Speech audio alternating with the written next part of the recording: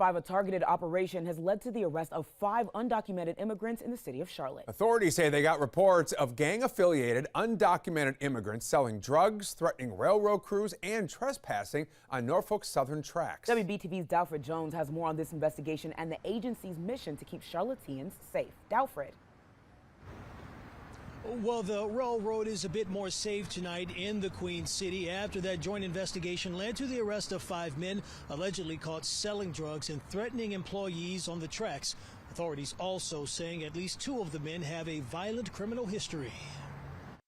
In recent months, train conductors and crews have reported increased sightings of alleged illegal activity on the tracks in Charlotte. Open narcotic sales, gang-affiliated, possibly illegal aliens, and that was based on graffiti that was present, threatening to railroad employees, and just an overall unsafe environment for people that were in that general area. ICE agents teamed up with railroad police, U.S. Marshals, and the ATF to arrest 5 people, all of them illegally in the United States, and now face civil charges and deportation. The most serious is we have a certified gang member who has a homicide conviction.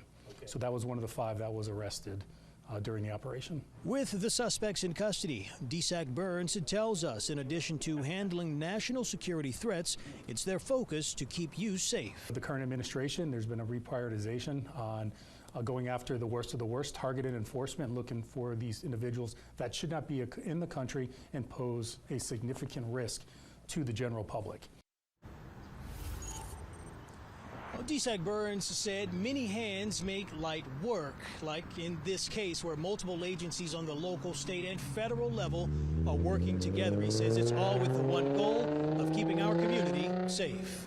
We're live in Charlotte. Dalfred Jones, WBTV on your side. Dalfred, thank you. Now, the Trump administration